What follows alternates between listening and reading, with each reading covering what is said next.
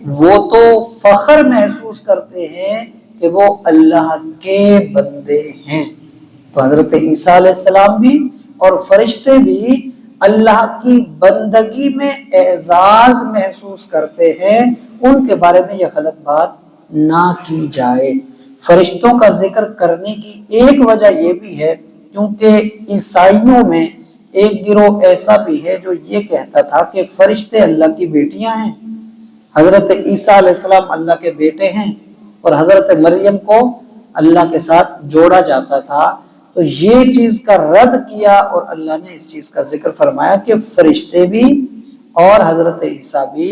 اللہ کے بندے ہیں، نہ کہ کچھ اور۔ وہ جو اس طرح کی عقائد رکھتے تھے ان کا ختم کر دی گئی بات۔ اب آگے اور چیز فرمائی، حضرت عیسیٰ علیہ السلام کی بات تو الگ کر دی، فرشتوں کی بات الگ کر دی کہ وہ ایسے نہیں۔ اب فرمایا وَمَن يَسْتَنْكِفْ، اب جسے نفرت ہو اس بات سے کہ عن عبادتی ہی وہ اللہ کی عبادت کرے، وَيَسْتَكْبِرْ اور اسے تکبر چڑھتا ہو،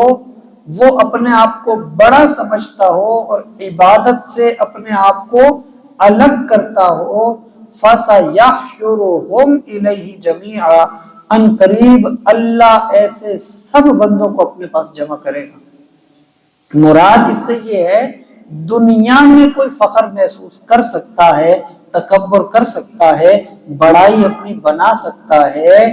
اللہ تو جانتا ہے نا، اور سب نے حاضر ادھر ہی ہونا ہے۔ اللہ ان سب کو چن چن کے اکٹھا کر کے جمع کرے گا کہ جو لوگ اس طرح سے تکبر کو پسند کرتے تھے اور اللہ تعالیٰ کے سامنے اپنی بڑائی کو اوپر لاتے تھے اور اللہ کی بندگی میں اپنے لیے شرم محسوس کرتے تھے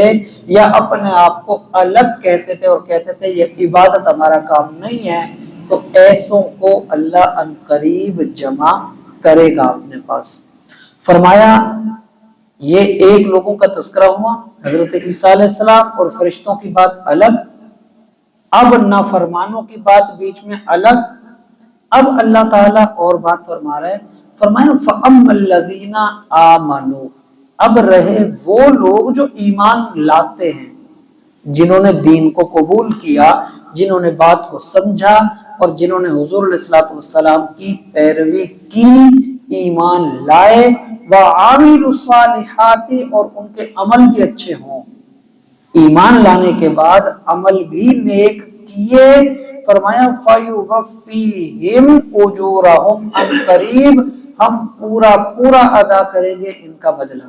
ان کا اجر ان کو مکمل ملے گا۔ اور فرمایا اجر کے ساتھ ساتھ وَيَزِيدُهُمْ مِنْ فَضْلِهِ، اللہ کا فضل اور زیادہ ان پہ الگ آئے گا۔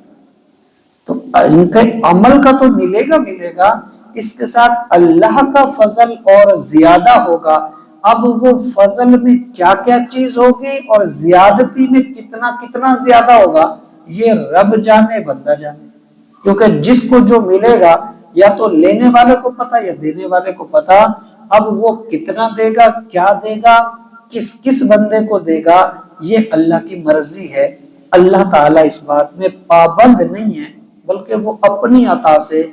جو جتنا رب کا مخلص بندہ ہوگا اسے اللہ اتنا ہی زیادہ نوازے گا، اور یہ اس کی اپنی خاص عطا ہوگی کہ وہ جس کو چاہے جیسے چاہے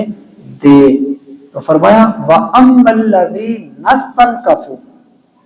اب رہے وہ لوگ جو انکار کرتے ہیں یا وہ لوگ جو نفرت کرتے ہیں دین سے، وَاسْتَكْبَرُوا اور تکبر کرتے ہیں، فرمایا فَيُعَذِّبُهُمْ عَذَابًا أَلِيمًا، تو اللہ ان کو دردناک عذاب بھی دے گا۔ تو ان کی سزا کا بھی تذکرہ فرمایا اور فرمایا وَلَا يَجِدُونَ لَهُم مِّن دُونِ